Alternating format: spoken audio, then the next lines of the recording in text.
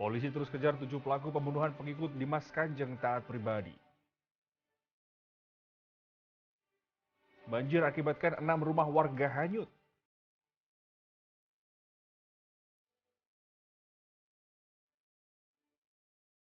Dirubah menjadi mebler berabot bernilai tinggi.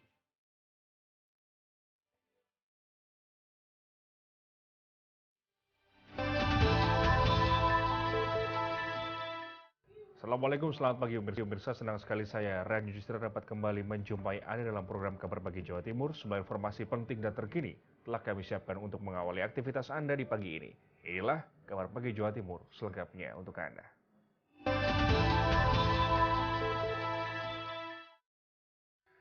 Dari hasil rekonstruksi atas pengakuan 8 tersangka, terbukti 7 pelaku masuk daftar pencarian orang karena ikut melakukan pembunuhan 2 pengikut Padepokan Dimas Kanjeng. Kini polisi fokus melakukan pengejaran terhadap 7 pelaku dan menyebar foto DPO ke seluruh Polres dan Polsek se-Indonesia. Terima kasih.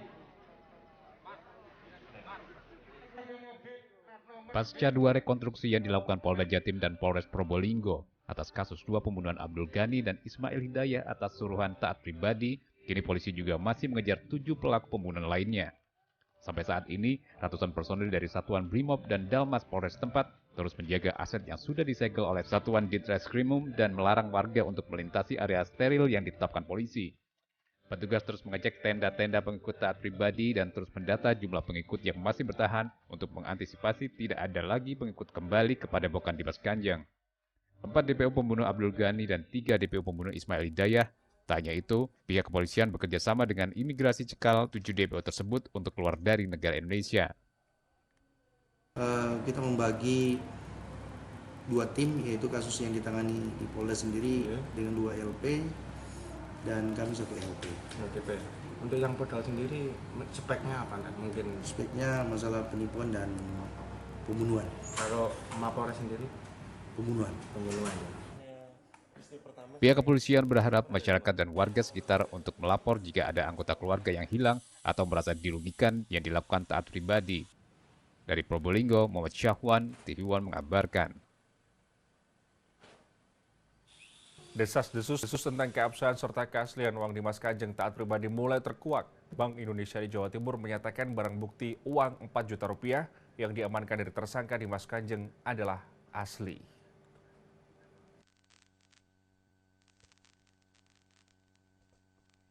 BI memastikan proses penelusuran masih berjalan dan baru menginvestigasi uang sejumlah 4 juta rupiah yang dipastikan asli. Namun temuan tersebut bukan merupakan kesimpulan akhir karena baru sebagian kecil barang bukti dari praktik pengadaan uang Dimas Kanjeng yang sudah diperiksa pihak Bank Sentral Negara tersebut. Terkait tumpukan uang yang diduga mencapai triliunan rupiah, BI belum berani menyimpulkan keseluruhan uang hasil penipuan dengan modus penggandaan tersebut asli. Proses penelusuran masih berjalan dengan koordinasi dari pihak Polda Jatim. Penelusuran masih belum maksimal, masih terbatas, dan kita belum menemukan secara signifikan, karena memang ini yang ditemukan masih uang asli. Tapi Kapolda akan mengajak Bank Indonesia setiap waktu harus melakukan investigasi berikutnya. Kami standby.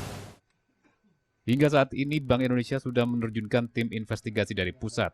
Mereka terbagi menjadi 3 kelompok, masing-masing dari Kanwil Jatim dan BI Malang serta Surabaya. Tim investigasi bertugas melakukan penelusuran pada uang milik Dimas Kanjeng yang ditemukan di Bankar Padepokan Taat Pribadi di Probolinggo. Dari Surabaya, Zainal Ashari, TV One mengabarkan. Mencatut nama seorang pejabat kepolisian daerah Jawa Timur, pemuda asal Sumeneb berhasil menipu jumlah korbannya melalui akun media sosial Facebook. Informasi ini kami rangkum dalam kilas kriminal berikut ini.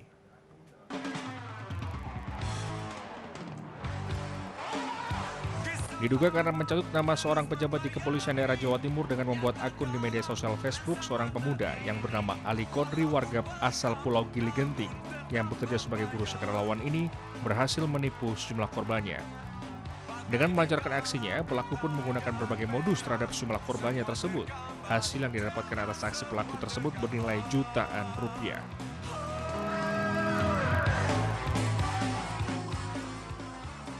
Sidang lanjutan korupsi markup lelang pengadaan pipanisasi sambungan baru di PDAM Delta Tirta Sidoarjo yang menghadirkan 3 saksi kunci memberatkan terdakwa. Pasalnya, ketiga saksi kunci tersebut memberi pernyataan di mana wewenang pengadaan sambungan meter baru pelanggan dan lelang pengadaan pipanisasi senilai hampir 9 miliar diputuskan oleh terdakwa selaku Direktur PDAM Sidoarjo.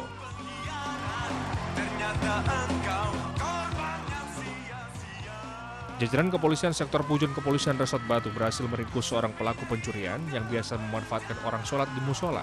Dalam penangkapannya, polisi berhasil mengamankan beberapa barang bukti hasil kejahatan pelaku.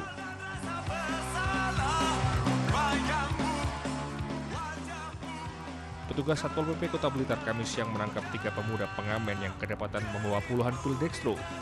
Bahkan salah seorang di antaranya teler berat akibat menenggak pil dalam jumlah yang banyak. Usai didata, para pengamen tersebut juga dihukum menghafalkan Pancasila. Kelucuan terjadi karena pengamen yang teler tidak dapat menghafalkan Pancasila dengan benar. Tim TV One mengabarkan.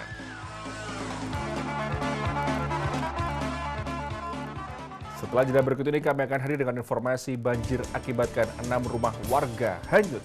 Tetaplah bersama kami.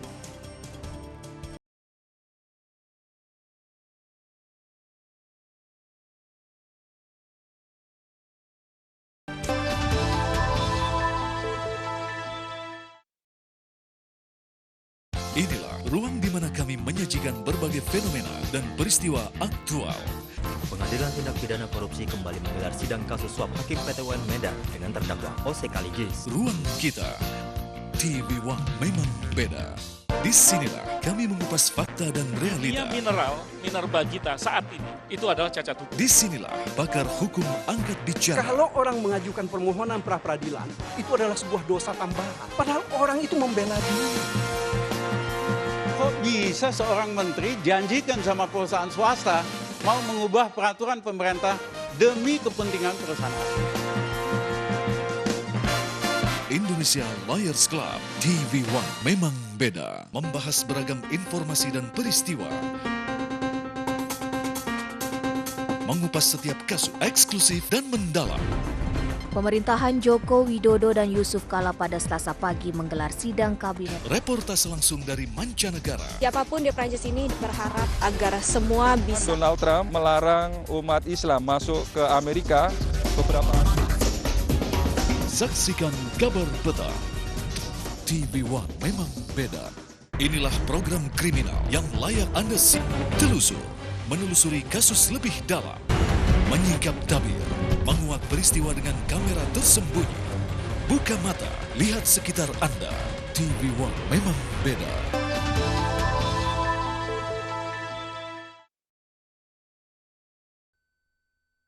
Kurangnya sosialisasi dalam status Bromo Siaga membuat para wisatawan yang berkunjung ke Bromo kecewa.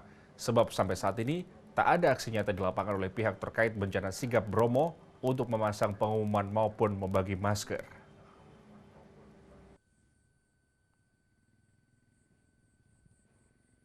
Hingga kini aktivitas Gunung Bromo fluktuatif dengan ditandai semburan abu vulkanik setinggi 500 meter mengarah ke barat daya di Desa Ngadisari, Kecamatan Sukapura, Probolinggo.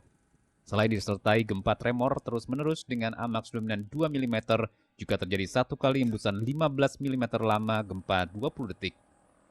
Sementara itu, para wisatawan kecewa setelah rekomendasi dari pihak PVMBG radius aman 2,5 km dari bibir kawah ternyata kurang disosialisasikan oleh pihak terkait penanganan wisata yakni TNBTS tempat.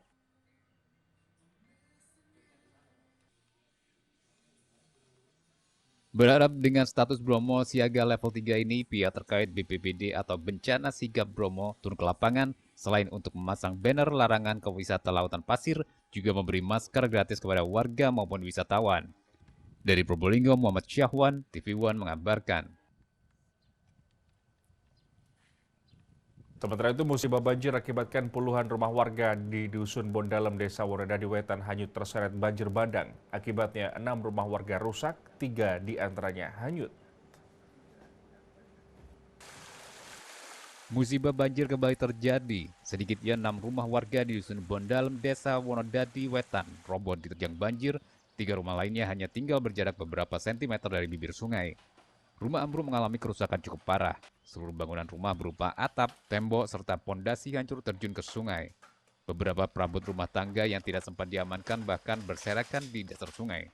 Robohnya rumah permanen milik warga disebabkan sepanjang 100 meter tanah pengaman tebing sungai tergerus terjangan arus banjir yang cukup kuat hingga membuat rumah bangunan permanen warga yang berdiri dekat dengan aliran sungai roboh. Terus barang-barangnya Ibu kemana? Barang-barangnya ya sebelumnya sudah diungsikan Pak, soalnya emang sudah terancam sini. Setiap kali banjir semuanya ya terus ngungsi Pak. Tapi kalau rumahnya ya itu ambruk semua bawah kali. Banjir yang menerjang hingga merobohkan rumah warga desa Wonodadi Wetan tersebut merupakan banjir yang ketiga kalinya dalam sebulan terakhir ini. Hal itu dipicu tidak adanya tanggul pengaman sungai yang membatasi sungai dengan pemukiman warga. Dari Pacitan, Agus Wibowo, TV One mengabarkan. Diterjang derasnya banjir, pondasi jembatan utama antar desa di Ponorogo ambles. Warga sekitar terpaksa menutup total jembatan tersebut karena membahayakan keselamatan warga.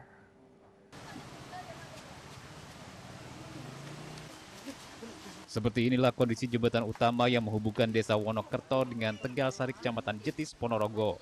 Pondasi dan talut penyangga jembatan ini ambrol setelah diterjang banjir bandang beberapa hari lalu. Bahkan kerusakan di jembatan tersebut semakin hari semakin parah hingga berlubang hampir lebih separuh badan jalan. Sementara itu kondisi pondasi bagian barat jembatan terus tergerus derasnya aliran sungai Gendol yang merupakan das pengawan Solo. Warga sekitar terpaksa menutup total jembatan tersebut dengan memasang blokade dari bambu agar seluruh kendaraan tidak melintasi jembatan tersebut karena membahayakan. Tergerus kena banjir, nah ini banjir lagi kemarin itu, akhirnya bekas kemarin itu ambrol lagi. Ambrol lagi? Iya. Ini pondasinya yang ambrol awalnya? Awalnya pondasi ambrol, tergerus. Kan ini kebetulan nikung, untuk agak menikung untuk aliran sungainya. Pas di sana itu tergerus bekas jembatan bagian barat. Warga berharap pemerintah segera membangun jembatan tersebut karena merupakan akses utama penghubung antar desa dan ke lokasi wisata religi Masjid Tegalsari. Dari Ponorogo, Arif Sutikno, TV One mengabarkan. Sementara itu, tebing Bengawan Solo sepanjang 200 meter di Kabupaten Tuban longsor akibat tergerus luapan air. Sementara itu, korban kecelakaan laut di Pacitan kembali ditemukan dalam keadaan meninggal dunia. Jembatan yang longsor ini berada di Desa Karangtinoto, Kecamatan Renggel, Tuban. Jembatan utama yang menghubungkan Kecamatan Renggel dan Kecamatan Soko ini terancam ambruk akibat tergerus luapan air Bengawan Solo. Gerusan air membuat bagian utara sisi jembatan ambrol dengan kedalaman 10 meter dan panjang sekitar 8 meter. Badan jembatan ini hanya menyisakan kurang dari lebar 1,5 meter saja. Akibatnya, aktivitas warga terhambat, lantaran jembatan hanya dapat dilewati roda 2 secara bergantian. Sementara kendaraan roda 4 harus melewati jalur alternatif sejauh hampir 15 km menuju ruas jalan Tuban dan Bojonegoro. Menyusul ditemukan satu nelayan korban kapal tenggelam kemarin, tim SAR gabungan kembali mengevakuasi salah satu korban. Kini kedua korban laka laut yang terjadi di perairan Pacitan sudah berhasil ditemukan tim SAR gabungan. Setelah dievakuasi, jasad korban dibawa ke kamar jenazah Rumah Sakit Umum Pacitan untuk divisum. Jasad korban atas nama Fahmi Ilyas rencananya diserahkan kepada pihak keluarga dan dimakamkan ke daerah asal Sukabumi, Jawa Barat. Masyarakat terutama nelayan untuk tetap waspada karena cuaca buruk, gelombang tinggi dan angin kencang masih terjadi di perairan Laut Pacitan. Dari Tuban, Pacitan, Suartono, Agus Wibowo, TV One mengabarkan. Setelah jeda berikut ini kami akan hadir dengan informasi kayu limbah dirubah menjadi mebeler perabot bernilai tinggi. Tetaplah bersama kami.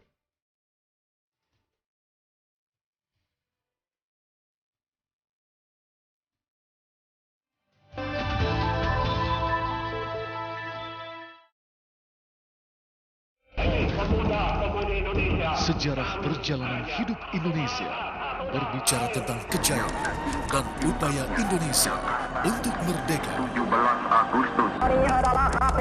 Peristiwa bersejarah terdokumentasi untuk generasi Indonesia.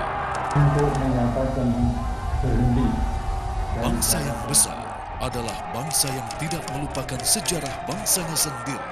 Indonesia mengingat di TV One. Beragam berita yang terjadi hari ini. Menurut saya bukan menyerah. Sudah ada satu komitmen kami sama Bapak Sudiroso Kepala BIN. Reportase langsung dari lokasi kejadian. Pemerintah semakin agresif dalam kebijakan pengelolaan bahan bakar minyak atau BBM. Angkutan umum harus berbadan hukum dan memiliki izin sebagai angkutan umum. Saksikan kabar siang TV One memang beda. Inilah beragam cuplikan peristiwa. Dewan Energi menyambut baik rencana pemerintah untuk memungut dana ketahanan energi dan penjualan BBM. Semua terangkum dalam kabar malam. Reshuffle itu adalah hak prerogatif Presiden. Eksekusi Syekh Munir Al-Munir tersebut sebagai tindak kriminal besar. Saksikan kabar malam di TV One memang beda. Mengungkap sebuah fakta sejarah yang terjadi.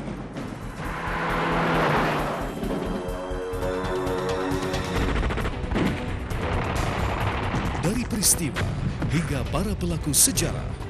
Nah di sanalah Bung Karno tercetak sebagai orang yang meneliti kegiatan politik. Pak Dirman diminta untuk melakukan perundingan dengan pihak keluarga. Nama dan peristiwa di TV One memang beda. Pak Andoko itu sering ke LP, besuk saya, namanya teman, ya kan. Ya kalau saya sih hanya bisa memberi dorongan moral ya, moral. Sama seperti Bapak gitu kayaknya, setipe. TV One memang beda. Dinamika dunia sepak bola selalu berubah dari waktu ke waktu. Kesiapan tim, kondisi fisik, maupun faktor non-teknis mempengaruhi performa dan hasil akhir laga. Saksikan analisa komprehensif dunia sepak bola dalam Soccer One di TV One memang beda.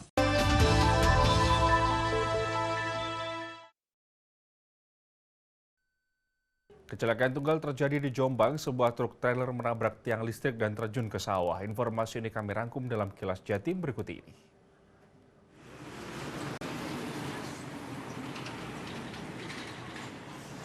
Kecelakaan terjadi di jalur Jombang Nganjuk, tepatnya di Jalan Raya Gondang Mandis, Kecamatan Bandar Kedung Mulyo, Jombang. Truk trailer Nopol B9332WO masuk ke sawah hingga mengalami kerusakan cukup parah.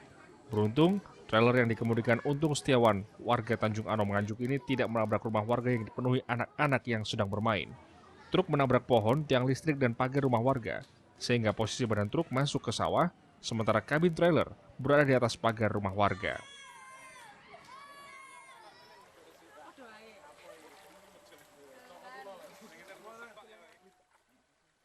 Warga Desa Bangle, Kecamatan Kanigoro, Kabupaten Blitar digemparkan dengan ditemukannya sebuah goa yang diduga peninggalan zaman purba. Kondisi mulut goa yang sempit hanya bisa dimasuki oleh satu orang saja. Selain pengap, kondisi bagian dalam ruangan gua juga gelap dan dihuni oleh ratusan kelelawar. Jika dilihat dari jenis pahatan yang terdapat pada bagian dinding gua, diduga gua tersebut adalah peninggalan zaman prasejarah.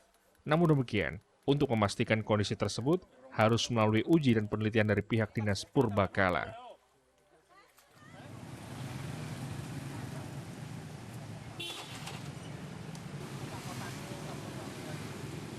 Hingga saat ini, sebanyak 11.000 kendaraan bermotor se-Jombang menunggak pajak, sehingga Dinas Pendapatan Daerah terjun langsung melakukan razia kendaraan di sejumlah ruas jalan.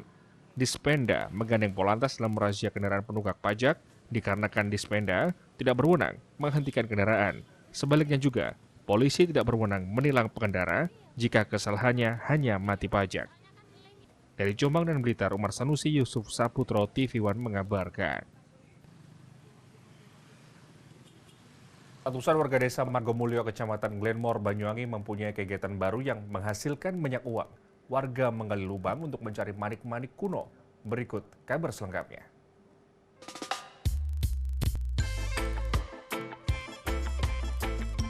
Inilah aktivitas baru warga desa Margomulyo, Kecamatan Glenmore, Kabupaten Banyuwangi.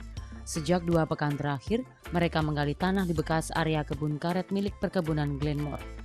Tanpa mengenal waktu, mulai pagi hingga malam hari, warga yang rata-rata pekerja kebun ini menggali tanah sedalam 3 meter untuk bisa mendapatkan manik-manik kuno. Abdul Hai, salah satu warga, mengaku kalau kegiatan baru ini memang menjanjikan sebab penghasilan sebagai pekerja kebun maupun penjual sayur tidak menentu. Untuk mendapatkan manik-manik dengan berbagai bentuk dan warna, para penggali harus teliti, mulai mencari titik penggalian hingga mencari manik-manik yang bercampur dengan tanah. Ada yang dari bebatuan, gerabah, dan keramik.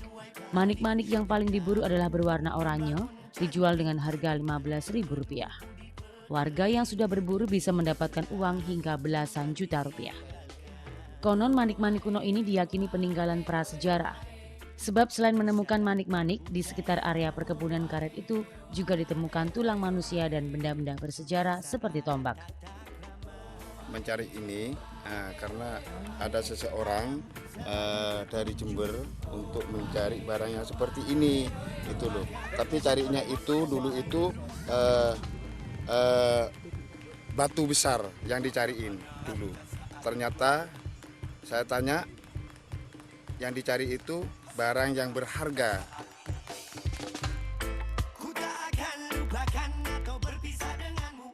Kini warga yang datang di lokasi seluas 1 hektar itu semakin banyak.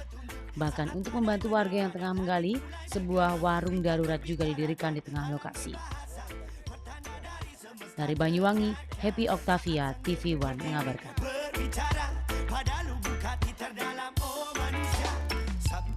Kayu-kayu limbah pabrik di tangan kreatif dapat mendatangkan penghasilan hingga puluhan juta rupiah per bulannya. Kayu-kayu limbah pabrik ini disulap oleh pemuda asal Sidoarjo menjadi aneka mebel yang cantik.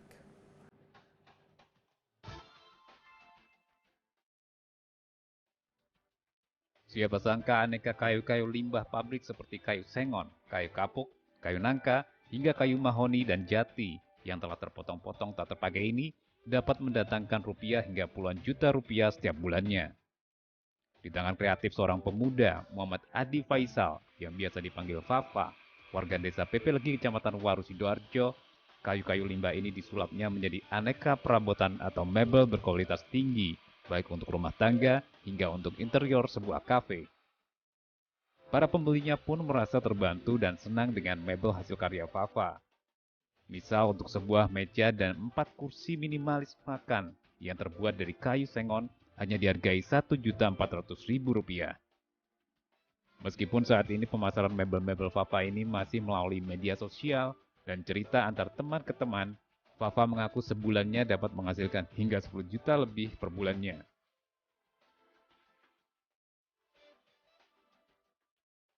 Awalnya sih bikin untuk dekorasi rumah, berserak baju gitu. Akhirnya lama-kelamaan nyicil buat beli mesin, karena emang main kayu butuh mesin yang mumpunin untuk jadi sebuah produk.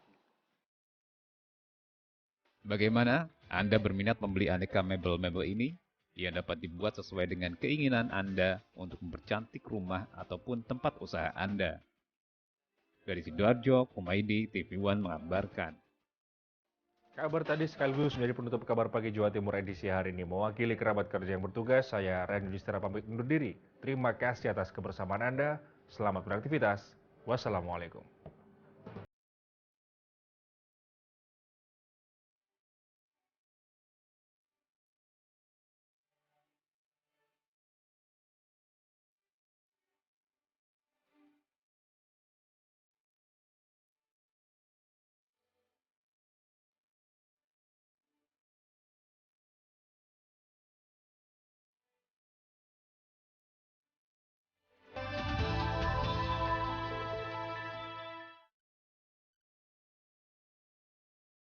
Inilah ruang di mana kami menyajikan berbagai fenomena dan peristiwa aktual. Pengadilan Tindak Pidana Korupsi kembali menggelar sidang kasus suap Hakim PT UN Medan dengan terdakwa O.C. Kaligis. Ruang kita, TV One memang beda. Disinilah kami mengupas fakta dan realita.